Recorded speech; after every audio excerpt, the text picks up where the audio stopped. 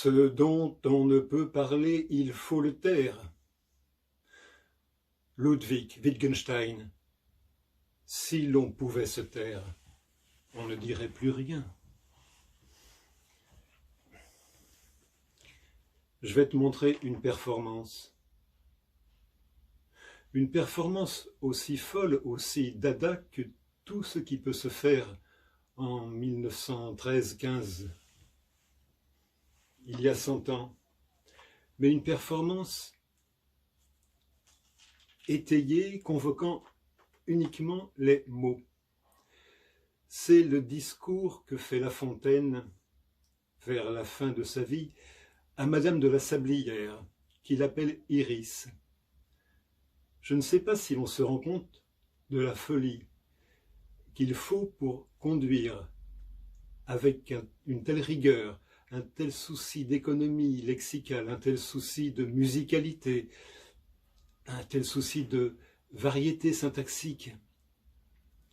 Je ne sais pas si l'on se rend compte de la folie qu'il faut pour conduire de A à Z cette sorte de texte.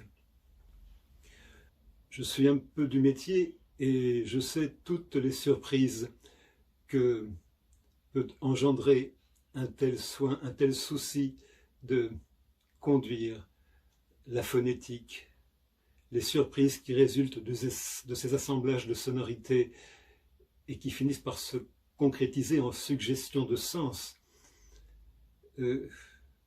Franchement, cela me fait penser à des acrobaties, à des sauts périlleux, à des retombées sur ses pieds hasardeuses et heureuses lorsque l'auteur est un poète. Il y a beaucoup de pratiquants de boxe, de MMA. Il y a un Fedor Emelianenko, il y a un Mirko Filipovitch Krokop. Eh bien là, c'est pareil. Beaucoup portent la lyre, rares sont les Orphées. Franchement, ce qu'écrit La Fontaine à Madame Sablière, qu'il appelle Iris, sur ses vieux jours, c'est de la haute voltige. Désormais que ma muse, aussi bien que mes jours, touche de son déclin l'inévitable cours, et que de ma raison le flambeau va s'éteindre, irai-j'en consumer les restes à me plaindre, et prodigue d'un temps par la part qu'attendu, le perdre à regretter celui que j'ai perdu. Si le ciel me réserve encore quelque étincelle du feu dont je brillais en ma saison nouvelle, je la dois employer, suffisamment instruit que le plus beau couchant est voisin de la nuit. Le temps marche toujours, ni force, ni prière, sacrifice, ni vœu n'allonge la carrière. Il faudrait ménager ce qu'on va nous ravir, mais qui vois-je que vous, sagement s'en servir? Si quelques-uns l'ont fait, je ne suis pas du nombre. Des solides plaisirs, je n'ai suivi que l'ombre. J'ai toujours abusé du plus cher de nos biens, les pensées amusants, les vagues entretiens, vains enfants du loisir, délices chimériques, les romans et le jeu, peste des républiques, par qui sont dévoyés les esprits les plus droits, ridicule fureur qui se moque des lois, sans autre passion, des sages condamnés, ont pris comme à l'envi la fleur de mes années. L'usage des vrais biens réparerait ces maux, je le sais, et je cours encore à des biens faux. Je vois chacun me suivre, on se fait une idole de trésors ou de gloire ou d'un plaisir frivole. Tantales obstinés, nous ne portons les yeux que sur ce qui nous est interdit par les cieux. Si faut-il qu'à la fin de telles pensées nous quittent, je ne vois plus d'instant qui ne m'en sollicite, je recule.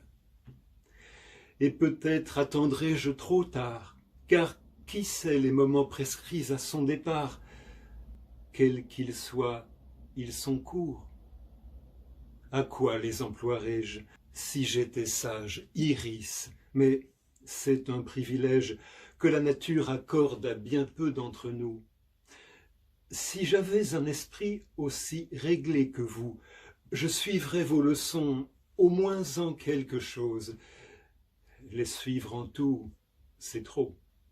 Il faut qu'on se propose un plan moins difficile à bien exécuter, un chemin dont, sans crime, on se puisse écarter.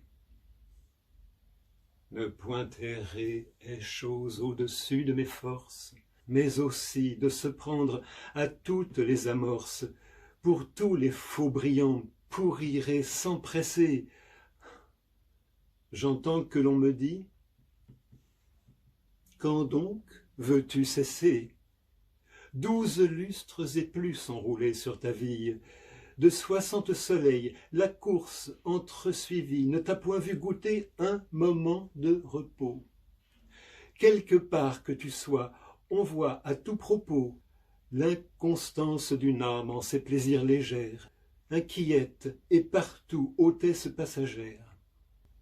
Ta conduite et tes vers, chez toi tout s'en ressent. On te veut là-dessus dire un mot, en passant. Tu changes tous les jours de conduite et de style. Tu cours en un moment de Thérence à Virgile. Ainsi, rien de parfait n'est sorti de tes mains. Eh bien, prends si tu veux encore d'autres chemins, invoque des 9 sœurs la troupe tout entière, tente tout au hasard de gâter la matière. On le souffre, excepté tes contes d'autrefois. J'ai presque envie, Iris, de suivre cette voie. J'en trouve l'éloquence aussi sage que forte. Vous ne parleriez pas ni mieux ni d'autre sorte. Serait-ce point de vous qu'elle viendrait aussi? Je m'avoue, il est vrai, s'il faut parler ainsi, papillon du Parnasse, et semblable aux abeilles à qui le bon Platon compare nos merveilles. Je suis chose légère et vole à tout sujet. Je vais de fleur en fleur et d'objet en objet. À beaucoup de plaisir, je mêle un peu de gloire. J'irai plus haut peut-être au temple de mémoire, si dans un genre seul j'avais usé mes jours. Hélas, je suis volage en vers comme en amour. En faisant mon portrait, moi-même je m'accuse, et ne veux point donner mes défauts pour excuse. Je ne prétends ici que dire ingénument l'effet bon ou mauvais de mon tempérament. À peine la raison vint éclairer mon âme, que je sentis l'ardeur de ma première flamme.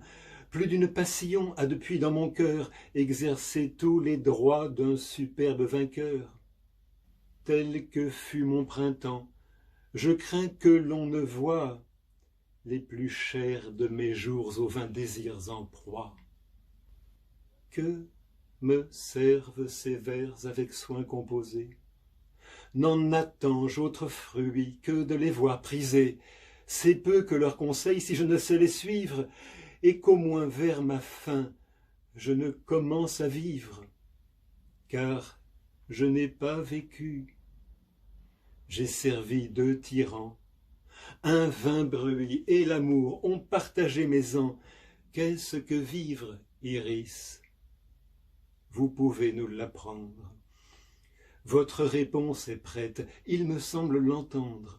C'est jouir des vrais biens avec tranquillité, faire usage du temps et de l'oisiveté, s'acquitter des honneurs dus à l'être suprême, renoncer au Philis en faveur de soi-même, bannir le fol amour et les vœux impuissants, comme hydre dans nos cœurs, sans cesse renaissant.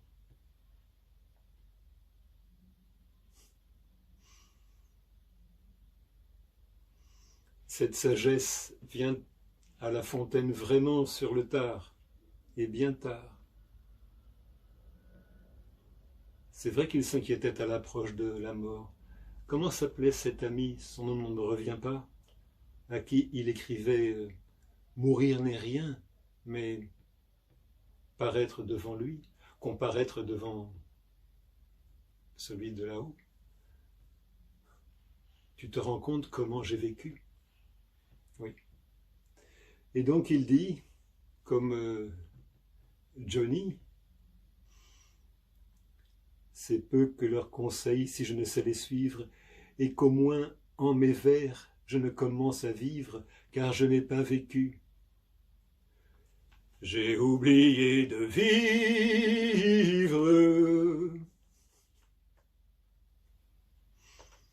Bien. Franchement, s'il y a des amateurs, essayez. Essayez d'écrire une poésie, pas dans la façon Hugo, encore pire, Rostand. Là, c'est vraiment, là, Rimbaud a raison, c'est vraiment de la prose rimée. C'est facile de faire des vers comme ça. Franchement, j'en ai fait des centaines, j'en fais encore. J'ai fait toute une playlist, les plus jolis poèmes rimés. C'est vraiment moins que zéro. Mais écrire avec cette puissance, hein, c'est vraiment, j'y reviens, c'est du Francis Ngannou, c'est du Alistair Overeem, hein, c'est du Krokop, Mirko Filipovic. Regardez un peu ce qu'ont fait ces gens-là. C'est des costauds. Il ne s'agit pas de faire le fier à bras, l'amateur, faire de la poésie un petit peu comme, enfin, du tout venant, quoi. Ça, c'est du niveau super entraînement. Du niveau vraiment costaud. Il ne s'agit pas d'avoir une apparence superficielle. Là, on met un Marcel, alors évidemment, ça fait un peu sortir les épaules, ça fait plus costaud. Non, mais si on le disait bien à ses élèves en composition musicale, c'est plus dur que de faire du concentré de viande. Hein. C'est vraiment pas facile. Mais ça vaut le coup. On s'y accroche avec intensité et on peut être récompensé. Voilà. Je termine avec cette très bonne parole de Franck Tapiro, le publicitaire. Créer de la différence, c'est créer de la performance. Il ne s'agit pas non plus de dire « je fais une performance », parce que ça, il n'y a quasiment que ça. La moindre lecture du moindre texte au micro est considérée comme une performance. Non. Il s'agit de créer de la différence, d'arracher son travail à l'interchangeabilité de 99% et plus de tout ce qui se fait.